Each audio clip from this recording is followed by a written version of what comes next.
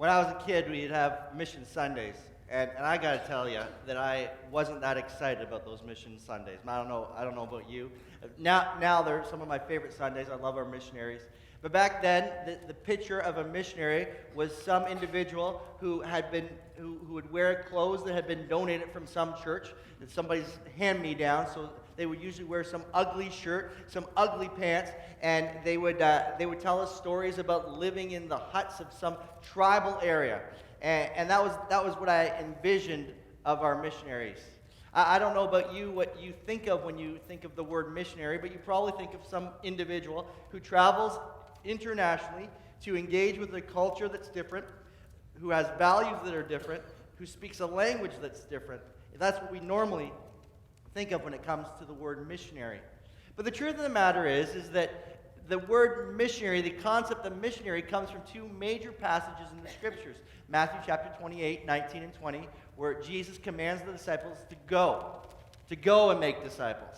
Not to get gathered together and pray that everybody comes into the church, but to go to the places where individuals are. And then in Acts chapter 1, verse 8, that they would go and they would be the witnesses in Jerusalem and Judea and Samaria and the uttermost parts of the world. Friends, I want you to know there's a call upon your life to be a missionary. Not in Zimbabwe, not in Thailand, not necessarily in Laos or Vietnam or in South America, but there's a call on your life to be a missionary in this location. You see, this morning I want to talk to you about the first part of our vision for CPC, and that vision is this, is that every single one of you would recognize that you are missionaries within your own context. This is what I call the individual vision. I believe that before me is between 400 and 500 missionaries that we have here. People who are called by God according to Matthew chapter 28, 19 and 20, who are called by God according to Acts chapter 1, verse 8, to go into the places that you go every day with the gospel, to be God's missionary, to be his missionary for him. And I want to talk to you this morning about what it looks like to be a missionary for Jesus Christ. I want you to turn your Bibles to 1 Corinthians chapter 9, verses 19 to 23. 1 Corinthians chapter 9, verses 19 to 23. It says this, "Though I am free and belong to no man, I make myself a slave to everyone, to win as many as possible. To the Jews I become like a Jew, to win the Jews.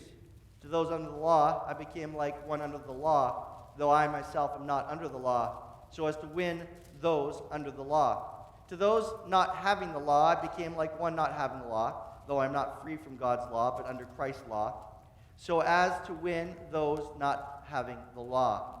Then he says this great verse. "To the weak I become weak, to win the weak. I have become all things to all men, so that by all possible means I might save some. I do all this for the sake of the gospel, that I may share in its blessing." Paul's talking to the Corinthian church. The city of Corinth had become a very luxurious city. It was gaining in finance. It was gaining in material good. It was a sea trading city. It was developing in arts and industries, and so the city had become very affluent. And with affluence comes all the extra perks of life that people will pursue. And we see in this city that the people of the city are pursuing things that are contrary to what God has for them. Their focus is on the wrong stuff. Just 7 miles down the road from Corinth is an arena. It's called, let me see if I got it right here. It's called the Temple of Poseidon, where the Isthmian Games took place. It was kind of like the Olympic Games. And at some point, this temple was dedicated to the goddess Aphrodite. 1,000 prostitutes were at this temple. And so as people came to the games, they would spend their money. They would engage in all kinds of immorality. And they would live it up and be very, very wasteful. Now, friends, I don't know about you, but in the conversations I have on a daily basis with Christians, we are all perplexed as to how we can be Christians in our society. I mean, we read about the most recent decision by the Supreme Court to allow doctors to euthanize people. We read about the legislation that's coming out in the province about sex education. And I was just in some conversations this week with some pastors who were going on about it, complaining, saying, oh, this is ridiculous, it's getting more and more ungodly. But reality is that if you go through church history, you will see Christians, you'll see the church engaged in all kinds of societies that were way worse than what we're living in today. That's why it's so important that we grab hold of the call upon our own lives. Paul could have very easily said, look, you're just 7 miles down the road from this temple. There's all kinds of prostitution. Immorality is rampant through the land. You know what you should do? Just find a place where you can escape from society. Just find a building. Just find a piece of land and escape from society because everybody out there is immoral. No, not Paul. Paul is speaking in this context. He's speaking about his own life because he is trying to propel the church of Corinth to take the gospel message and interact it with where society's at. To take this message. You see, the gospel message is not for church. It's not for this place. The gospel message is for out there. It's for the places where they need it the most, the darkest places. That's why we are the light of the world. That's why we are the salt of the earth. That's why we are like a house on a hill. We are to be in the places where people can notice us. But a bunch of lights in one place is, we don't really notice the difference between light. But put light and darkness and you will see the difference. And Paul says to this Corinthian church, hey, I want to talk to you about my life because you need to understand how you as an individual are to live within in the context that you live within. And Paul begins to lay out this missionary life that he's living. And I want to point out just 4 things very quickly that are traits of a missionary from what Paul talks to us about. The very first thing is this, is that missionaries surrender daily. They daily surrender. What does Paul say?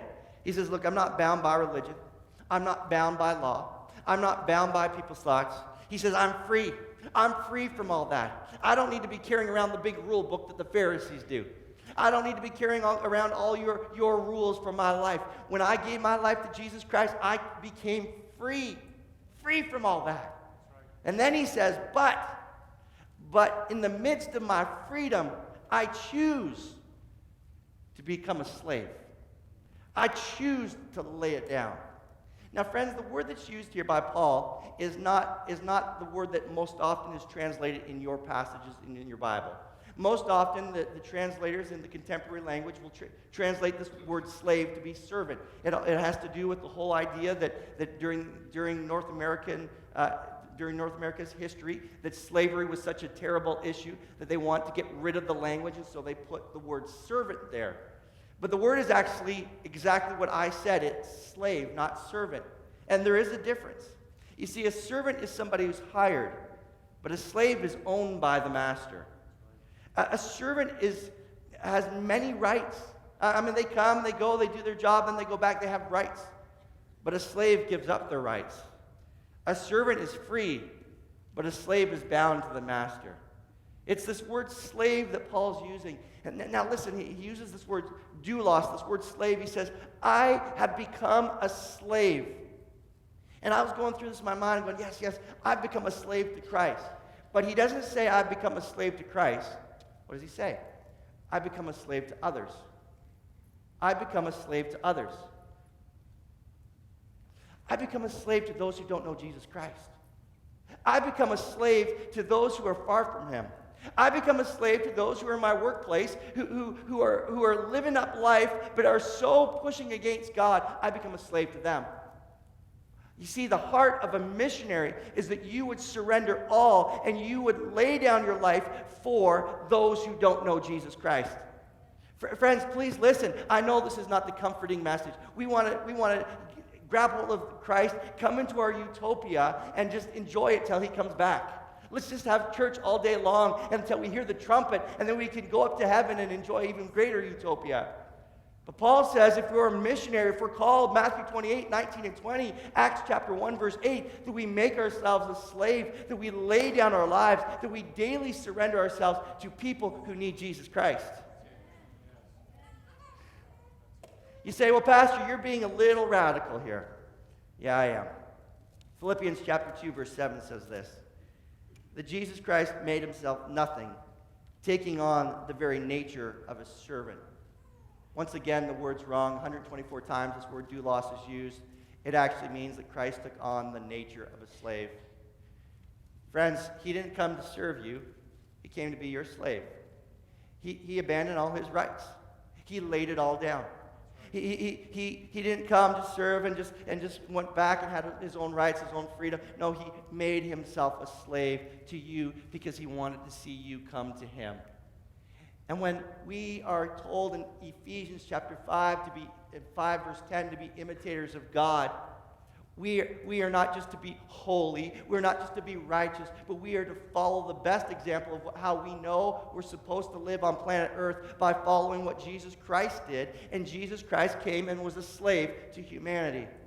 What I'm suggesting here this morning is that if you are to truly be a missionary, that you will lay down everything you have for the sake of people who don't know Jesus Christ. Oh, it's quiet. We lay down everything for the sake of people who don't know Jesus Christ. Oh, but I want to make my money so I have a good nest egg. I want to build my house. I want to get ahead in life. And God says, no, what you're called as a missionary is to take everything you have and lay it down for those who don't know him. I watched this young man in Thailand. His name is Cheta. Pastor Adam, I think you preached in this church. And he's got this incredible church in the northern part of Thailand. I'm guessing he's got 100+ people, which is incredible for Thailand. But I remember his early days. Peter DeWitt took me on this back roads trip, and we were sitting in the back of this truck. I'll never forget it because Peter was driving, and I thought for sure that I was going home.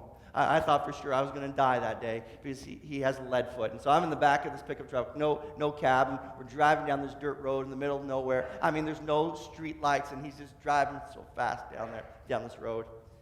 We get to this little house, and there's Cheta. He's in his last year of Bible college.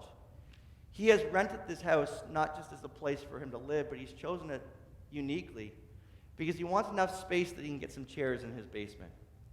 He is choosing his accommodations as something that he can draw people who don't know Christ into. He lays his own money down. He lays his own accommodations down for the sake of those within the community. Then he started to invite people over to have conversations with them, and he would make them meals. He's using his resources. He's using his house. He's using his food so that he can have conversations with people who don't know Jesus Christ. And friends, I saw him at the very beginning of his journey. Not one person in his congregation, but he became a slave to that community. He laid down his life for that community. And because he was willing to lay down his life, person after person after person gave their lives to Jesus Christ. And now he has a church building with over 100 people. He's reaching all kinds of kids. It's this great story, but it took place when somebody got serious about their call to be a missionary to their context. You see, as missionaries to Orleans, your call involves you being a slave to the people that you work with, the people you go to school with, the people who are in your neighborhood. God's put resources in your hands not to give you wealth and comfort, but that you might use those resources to bless those around you. Oh, we should go back to the worship series. People were responding better back then. But listen, this is the truth, is that you need to take your food and bless somebody in your community with a meal during the week. You need to use your house to invite people over. You need to give people rides to places that they need to go to. Everything that belongs to you, you need to surrender daily so that people might come to Christ. Listen to this. You do not fully understand what it means to be surrendered to Christ unless you're willing to be surrendered to somebody else. Did you catch that? You don't fully understand what it means to be surrendered to Christ until you're willing to be surrendered to somebody else. You come to the altar and say, I surrender all to Jesus. I give it all. Well, that's so subjective. It's so out there and ambiguous. But when Jesus says, okay, they'll take your money and go bless your neighbor, do we still sing the song, I surrender all, except for that? When he tells you to use your car to bless the neighbor by driving him to work because it won't start on these cold Ottawa mornings. Oh, come on, Jesus, I'm going to be late for work myself. I gave you that car. I gave you your house. You said you surrendered everything to me. Well, I want to tell you what I want you to do with the stuff you surrendered to me. I want you to use it for somebody else. I want you to use it for somebody else. You see, the best expression of your surrenderance to Jesus is by surrendering your stuff to somebody else around you. And friends, I know this is not the message of North America. It's the message of a missionary.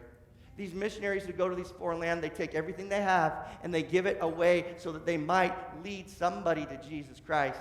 You see, as a missionary, we surrender all daily. Number 2, not only do we surrender daily, but we seek to understand.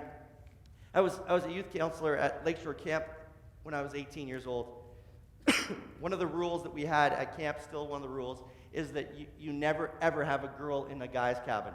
Guys stay in guys' cabins, girls stay in girls' cabins. In fact, it's so extreme that when at Lakeshore Camp, even though the cabins would be right by the road, you couldn't even, as a guy, wait on the grass. You had to wait on the road for the girl that you want to go to the service with. We would say it over and over and over again. It was like the golden rule of camp. It's the last day of camp, Sunday afternoon. And I'm going back to the cabins, and this is the time when people are supposed to clear out their stuff, bring it over to the tabernacle. And I look into one of my students' rooms. And there in his room is this young, blonde-haired girl. And all of a sudden, my blood boils. I'm ready to lay out the law. I've got truth. I got truth in my hands. I'm going to nail him with truth. I'm going to tell him what he's doing wrong. I'm going to tell him that this is so inappropriate. Does he not know the temptation that can occur? I'm laying it all out in my mind. I want to just give it to him because I know truth. Girls are not supposed to be in guys' cabins. He's putting himself in a terrible spot of temptation, and I want to just give it to him. And I thought to myself, maybe I should just ask a few questions before I let it all out. So I walk into the cabin. JD, who's this? Oh, this is, say, Sally. I said, what's she doing here? Oh, Sally's my sister. Can you imagine? Can you imagine if I came in and started telling him about how he was leading himself into temptation? With his sister in the cabin. He told me that she was there to help him pick up his stuff to take to his mom's car. I had to understand, not just go out with truth. And friends, when it comes to us reaching this world, you may have the truth, but before you ever communicate the truth, you better understand who you're talking to. You better understand your context. You better understand who it is that you're trying to reach. Paul says, I become all things to all people. He begins to talk about the Jew. He begins to talk about the Greek. He begins to talk about the weak in conscience. He says, before I ever go out with the gospel, I want to understand who I'm talking to. I want to understand when I'm talking to a Jew. I want to talk to them in a Jewish way. When I'm talking to a Greek, I want to understand that, and I want to understand how they think so I can communicate best to them. When I'm talking to somebody of a weak conscience, I want to make sure that I'm communicating in a way that they understand. I hear Christians, they go out, they just start proclaiming things without any understanding of who their context is. You go to somebody, some stranger, and you say to them, I just want you to know that God wants to be your father. And you find out later on that person has been abused by their father. What does that mean to them? You say to some lady who has given herself over and over again to a guy trying to find love, God's going to show you love. She doesn't even understand what that means. You sit down with a Buddhist and you lay out the gospel message, and they say, yes, I'll take your God. I'll accept. You say the sinner's prayer, and they accept Jesus into their hearts. And you go away victorious going, look, I just led a Buddhist to Christ. Well, that Buddhist has Jesus Christ and 5 other gods too, because that's acceptable. You see, you've got to understand the people that you're talking to. We've got to understand the people around us. We've got to ask the questions. It's interesting in Acts, let's just look at this, Acts chapter 16. Paul decides to take Timothy with him on one of his missionary journeys. And it's so interesting. You want to talk about surrendering all? Paul says, hey, Timothy, you want to come with me on this missionary journey? Yep. You ready to surrender all? Yep. Okay, I got to circumcise you. We don't need to explain what that is, right? Because we're adults, but you know that this is not one of those easy altar call moments. Surrender all. What do you mean? I'm going to circumcise. You got to do what? Yeah, I need to circumcise you. We're going to go minister to some Jews. Well, why, Paul? Well, your dad's a Greek. Your dad's a Greek, and if we go into this territory and we try to minister the gospel and they find out that you are a Greek, then they're not going to listen to the message. And I already know my audience. I already understand who they are. And I need you to be circumcised so that when you go, they begin to ask questions. I'll be able to say to them, yeah, Timothy's circumcised just like you, and there will be no obstacle to the message.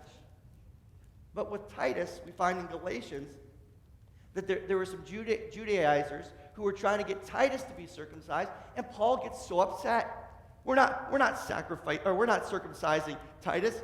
That's not happening. What's wrong with him? Is he inconsistent? No, one is based upon religiosity, and one's for the sake of sharing the gospel. Paul is so aware of what it takes to reach people that he understands the context that he's going into. Friends, you've got to understand the context that God is calling you into. You can't just go out there proclaiming the gospel. You can't just go out there and just preach truth because sometimes the way we communicate it is in a language they don't understand. I mean, you need to be blood bought. That's disgusting. I know us church people get it, but the world doesn't get that. You start going out and telling them that they need to be blood bought and born again, they're going to look at you like you need to be institutionalized. You want me to be bought with someone's blood? Is that even legal here in Canada? You can understand who you're ministering to. Missionaries, when they go into a field, they'll do something called mapping. They'll walk through the community. They'll find the paths the people are on constantly. They'll begin to identify those, the geographical stuff. Then they'll find the nodes, and the nodes of those paths, or the places where those paths cross. So for instance, St. Joseph and Jeanne d'Arc, those are two different paths, but the node would be about the roundabout, everything around that. They'd map that out. And then they would begin to look for districts, neighborhoods, Avalon and drawing a blank right now, but you know all the other places, but all these little neighborhoods where there are very similar groups of people in them. Then they find the edges of those districts, and you would think that just because people are within a stone's throw of each other, that you could minister to them in the same way, but they realize that people who live in different districts are often separated by that edge. And what's right for this person may not be right for this person. So they identify the edges, and then they'll go about and they'll look for those landmarks, the places that identify where people meet, geographic. Then they begin to talk about the social stuff. They begin to look where people spend their time and their energy, where they're being entertained, and they begin to map that out. Then they look for spiritual mapping. They'll look at the places where God's at work, where churches are located, where there's spirituality evident in community. They'll ask themselves where people are getting saved, because where every one person gets saved, there's a circle of influence for more people to get saved. And they will do this mapping endeavor so they can understand their city. Then what they'll do is they'll talk about they'll do a cultural exegesis. They'll begin to ask themselves questions about society. They'll say, hey, what are the things that we can adopt? And when we have a conversation with this individual, what can we adopt? So let me give you, for instance, do we want Muslims to stop praying? No. We just want to adopt that method towards the right God. Right? So that's what I'm talking about. The things that we need to adapt. Adopt means you embrace something wholeheartedly. Adapt means that you do what I just said, that you take prayer and you now direct it towards God. And lastly, the things that you need to reject. And you begin to look at your culture and you begin to ask a lot of questions. Friends, this is what Jesus is calling you to do. He's calling you to be a missionary and ask a lot of questions about the people in your workplace, the people in your neighborhood, the places that you go. Who is it that you're trying to reach? We've got to understand. Thirdly, not only do we need to understand, but we need to adjust our approach. Paul says, I understand who I'm reaching, the Greek, the Jew, the weak in conscience. And then he says this phrase, I become. The word means to transition from one place of being to another place of being. He says, when I find out I'm reaching a Jew, I become like a Jew. I use a Jewish approach. When I find out that I'm reaching a Greek, I become like a Greek. I use a Greek approach. When I find that I'm working with somebody who is weak in conscience, I become like them so I can use an approach that will minister to them. I don't just understand, but I adjust my methods to reach the people around me. I heard this story this week about this soccer team in Georgia. Sorry, it's another soccer story. It wasn't intentional. But this soccer team in Georgia in the United States, they were a very, very good soccer team, and so they contacted a missionary in in Spain. Now, for those of you who don't know anything about soccer, Spain, at the time of the story, was the World Cup winners, best soccer team in the world, producing the best of the best soccer players that are out there. And this soccer team, the coach, the pastor that was connected with the soccer team, calls up this missionary and says, hey, we want to bring a team of soccer players to Spain to teach your boys how to play soccer. You catching this? The Americans are going to teach the Spanish how to play soccer. The missionary really doesn't know what to do. So he thinks for a second, and he says, hey, look, you know what? We have some outstanding soccer players here. So here's a different idea. What if you brought your team, and what if you enrolled them into the soccer camps that we already have? What if you put your boys into the teams and they were learning alongside of some of our boys, and through their own relationship, they had an opportunity to share Jesus Christ, because those will happen. And the pastor on the other end of the line says, no, we're not doing that. We want to run a camp to teach boys how to play soccer. But that's not going to work. But that's what we want to do. So this missionary said he sent him to another missionary. Are you getting it? Your method can't stay the same, friends. The methods that we use to reach people for Jesus Christ, they may have worked in the 1980s. They may have worked in the 1960s. They may have worked in the 1940s, but we're in the 21st century. And we have got to use new methods to reach the people around us. How do you reach a Muslim? How do you reach a college student? How do you reach somebody who's rich? How do you reach someone who's poor? How do you reach a government worker? Friends, we don't just open up a food bank and hope to reach the rich. We don't just go over to our Muslim neighbor and just all of a sudden start inviting them to church. They're not going to show up. We've got to understand who they are, and we've got to adjust our methods to reach them. We've got to adjust our methods to reach them. I remember when I first went to Thailand, we were doing ESL, and I had a bunch of preachers with me, and you know, pastors, you guys know I like to speak, and so do these pastors.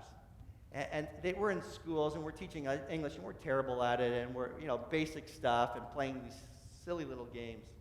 And I remember talking to some of these pastors, and they said, we don't want to do this, we don't like this, we just want to preach the gospel. The fact is that them preaching the gospel, they would have preached to some Christian kids, and that wouldn't have done a whole lot, but by us doing ESL in that context, we were building a connection between the local high school and the pastor of that community that would have long-term ramifications for people coming to Christ. You see, friends, so often we want a certain way of evangelizing, but we've got to adjust ourselves to who we are trying to reach. Street preaching is not likely going to do it in this 21st century. Handing out tracts here in North America is not going to likely do it. You've been out there on Canada Day, and if you're listening online and you do this, God bless you, but we're not going to do it. The truth is that all those tracts just get tossed on the ground. Well, somebody might have a seed sown in their heart. Yeah, somebody might, but I'd rather use my resources better and figure out what's the best method to reach the people that we're trying to reach. I mean, we're supposed to be good stewards of God's money. We're supposed to be good stewards of the stuff that's in our hands, and we've got to figure out the best way to reach people around us. Friends, you've got to understand the person who lives next door, and you've got to ask God to show you the best way to reach that person. Don't just go up to them and say, would you come to church if you've never had them over for dinner? Don't you dare tell them about the love of God if you keep mowing your grass blades all over their lawn. I mean, you have got to figure out the way to reach the people around you. And so a missionary adjusts to who they're reaching. Lastly, a missionary is driven by purpose. You probably know this about me, but I got a competitive nature, slightly. I like to win. In fact, I used to teach my kids when I was a youth pastor that Next to loving God, winning was the most important thing in life. I'd say that God didn't create me to be a loser, so I figured I had to win. So I truly believe in winning. And so when I was a kid, my mom, my sister, and I were playing a game of Monopoly. Anybody ever play that game? It's the thing that will divide families, conquer families, destroy families. We were in one of these destructive moments where I had got a lot of good properties. I think I had Park Place and Boardwalk with hotels, and I had some places, the Orange properties, and I was pretty well to do in this game. And my sister was depleted in her money, and I could see it. I'd always count in advance. I'd think, okay, what are the numbers that she has to roll in the dice so she can land on my property so I can take her out? And so she'd get the dice in her hand, I'd count it out, and she'd roll the dice. Yes! And she'd land on my property, and I'll never forget the moment. She landed on my property, and this bankrupted her. She declared bankruptcy right there. And my mom, as I'm taking her money, my mom goes, well, just let her off. What? She says, Jeff, Mom, we be nice, be a nice brother, let her off. What do you mean let her off? Let her just pass. Mom, do you not understand the purpose of this game? This is not a game so we can have a hug afterwards. This is so I can win.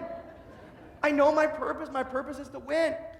My mom started getting angry. You need to be a good brother. I am being a good brother. I'm showing my sister how to win. Let her off. I'm not letting her off. Be nice.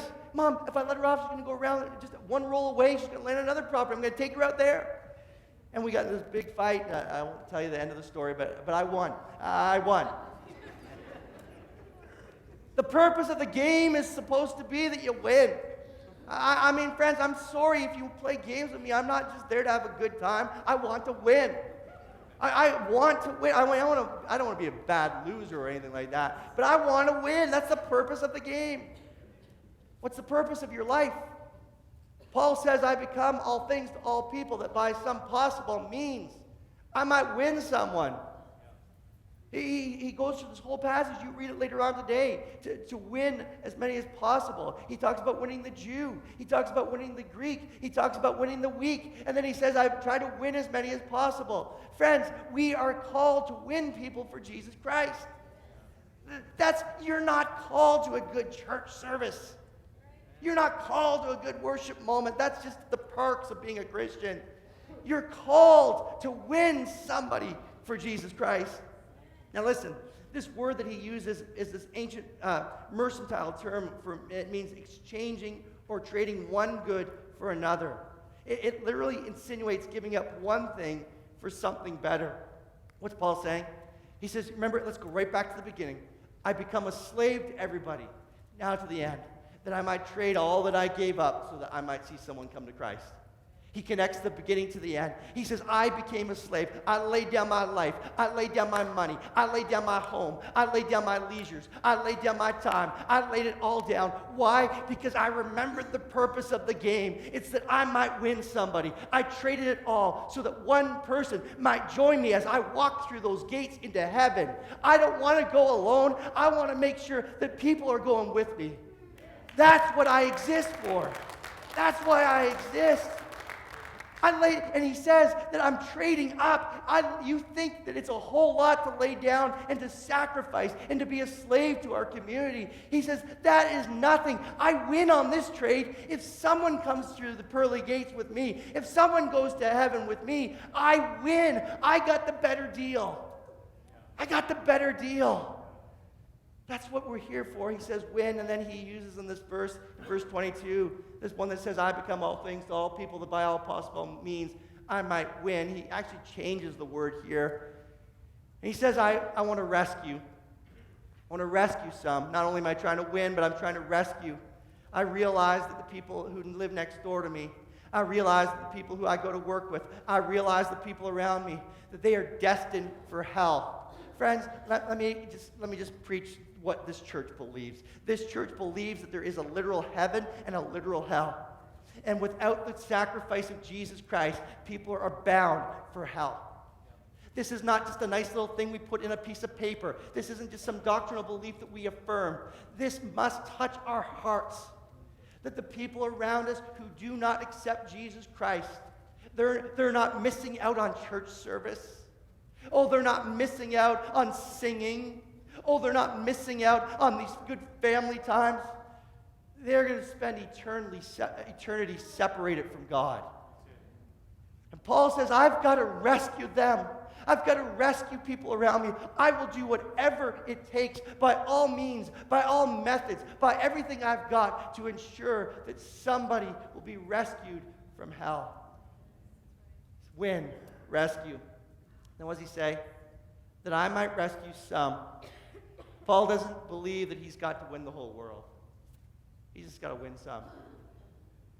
Friends, you're not called to reach all of Orleans. You just got to reach the people around you. You just got to reach some. You just got to reach one or two. Oh, it's overwhelming. No, it's not. God's already put people in your path. There are people that you go to work with who are already hungry for the gospel. The Spirit's already working in their lives. You just need to line yourself up with what His mission is.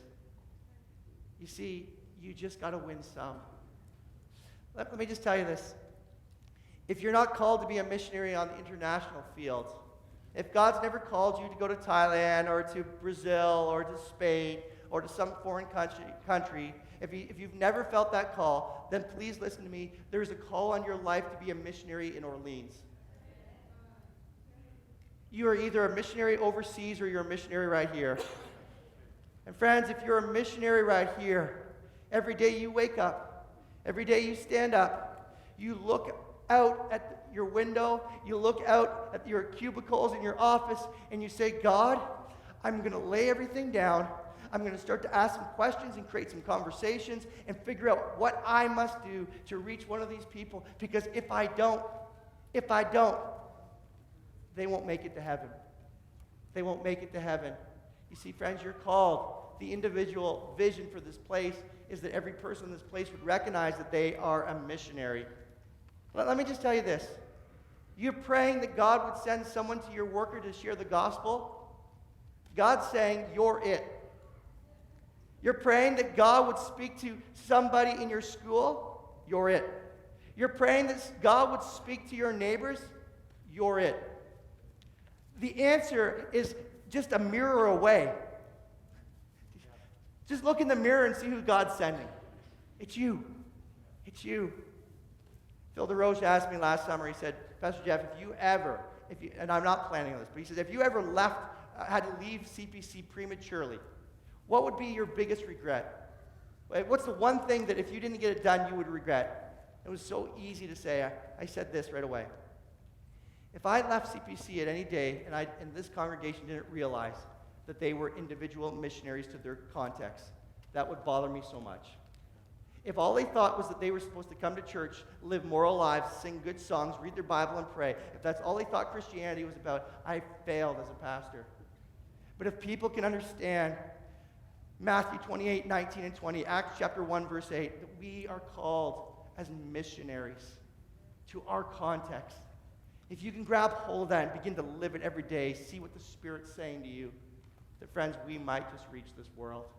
Would you stand?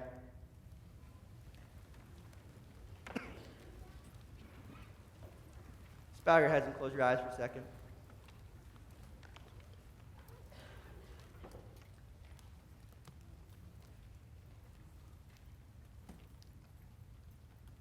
God's called you to be a missionary.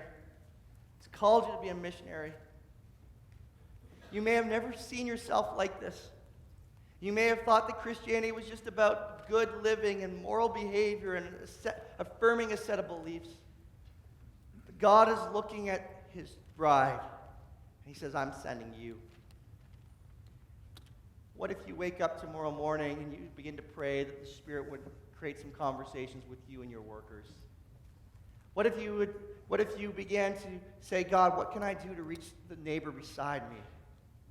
What can I use of my own resources? Can I have them over for dinner? Can I invite that couple who's getting divorced at my workplace over for dinner? Can I give that person going through a difficult time some of my money that I was going to use for a vacation? Can I do what a missionary would do overseas that we would celebrate? Can I do it here in Ottawa? Friends, if you ask the questions, laying it all down, understanding who you're trying to reach, adapting your methods, staying focused on the purpose. This place will grow, not with transfer growth, but with salvations, with people who fresh babes who come to know Jesus Christ. That's the dream. That's what we're called to. That's what I envision. I don't care if we grow to 1,000 people with transfer growth. That means nothing. I want to see fresh babies in here. I want to see people who are so excited about the gospel that we've held on to for so many years. I want to see you excited about the fact that God called you to be a missionary. So your heads bowed, your eyes closed just before we move on. You're in this place, you'd say, I'm hearing a lot about the love of God. I'm hearing a lot about salvation, and I realize that I need to give my life to Him. I want to give my life to a God who laid down His life for me. No one's looking around, just you and me. If you're in this place, you'd say, I don't want to go to hell. I want to have eternity with God. Would you raise your hand? Anybody in this place, just quickly raise it. Thank you, sir. Anybody else? Well, it's a good moment. Anybody else? It's your opportunity. Thank you. The hand at the back. Anybody else?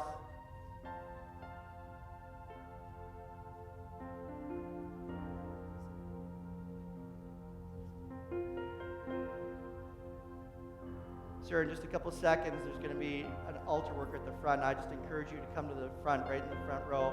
Nobody will be around, just you and this altar worker, and they'll walk you through what you need to do to give your life to Christ. But I encourage you to go after Him with everything you got. Thank you so much for raising your hand. Congregation, we're going to sing this one song, and we're going to conclude. But it's for the sake of the world. I asked Mike to lead it ahead of time. Our life for the sake of this world. It's what Jesus said. I want to follow Him. I envision a church full of missionaries.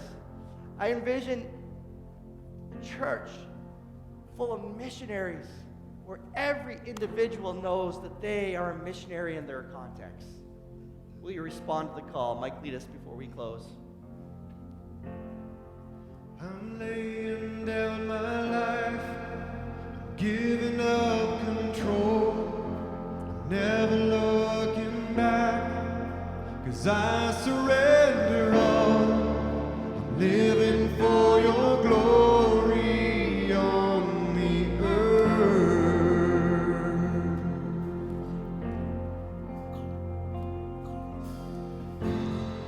This passion in my heart is stirring in my soul to see the nations bow, for all the world to know. I'm living for your glory on the earth.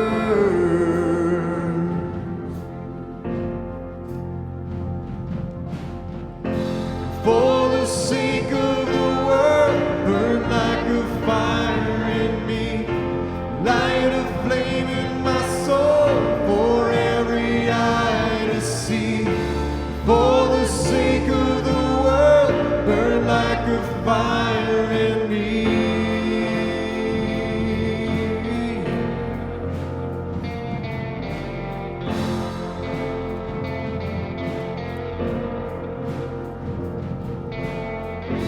For the sake of the world, burn like a fire in me, light a flame in my soul for every eye to see.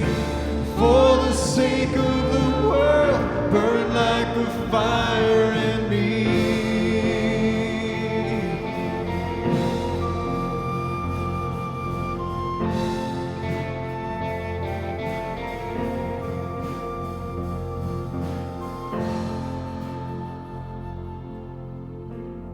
Friends, I want to end something in a very, very different way. I promise you it won't be long. I know you've already gone over. I just feel the Spirit prompting me that I need to give an altar call that will last just mere seconds. You walked an altar for some of you to give your life to Jesus Christ. Paul doesn't say, I make myself a slave to Christ. He says, I make myself a slave to those who need Him. I really feel the Spirit wants me to give a call for those who'd say, I'm willing to be a missionary for Him in my context. I'm willing to surrender all to others. Friends, this is not a feel-good moment. This is where the rubber meets the road. This is where our Christianity becomes alive. This is where faith and beliefs actually are lived out. So this is what I'm going to ask. If you're willing to lay it all down, lay it all down for those who need Jesus Christ, to accept the call to be a missionary to this world, I'm going to ask you to come right now. Just step at the front. I promise you it won't be long. I'll say a quick prayer, commission you, and then we'll be done. But I encourage you, if you are willing to accept that call, would you come forward right now? For the sake of the world, for the sake of the world, for the sake of the world, for the sake of the world, for the sake of my family, for the sake of my neighbors, for the sake of my colleagues, for the sake of the dying, for the sake of the lost, for the sake of the hurt, for the sake of the oppressed, for the sake of my school, for the sake of the world, for the sake of the world, burn like a fire in me. For the sake of the world, burn like a fire in me. For the sake of the world, burn like a fire in me. For the sake of the world, burn like a fire in me. For the sake of the world, burn like a fire in me. For the sake of the world, burn like a fire in me.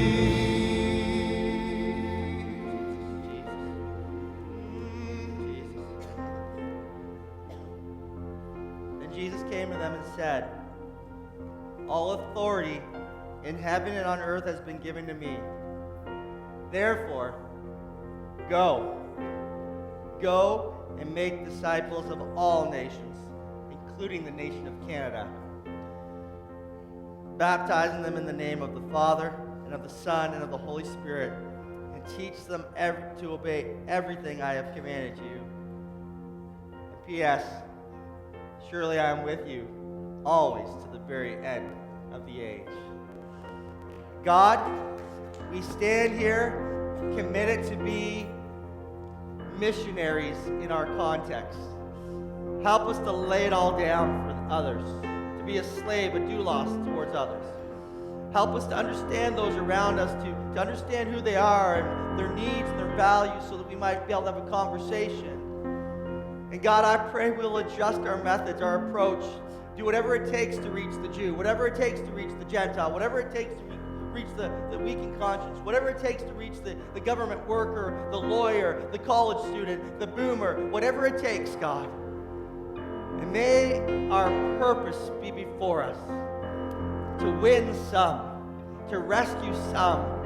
God, I declare that this congregation is a congregation of individuals who are called to the mission field here in Canada. God, we accept your call upon our lives.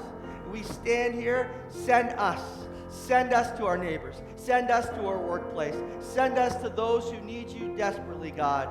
We stand here committing ourselves to you, accepting the call to be a missionary here in Ottawa. We ask this in Jesus' name, and everybody said, amen, amen. Have a good week, everyone.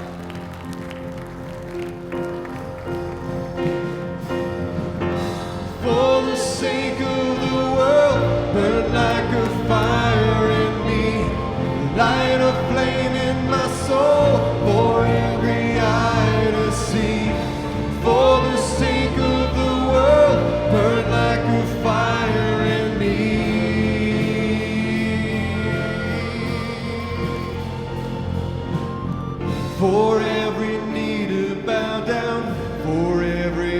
to believe, for every voice to cry out, burn like a fire in me, for every tongue to confess, you alone are the King, you are the hope of the earth, burn like a fire in me.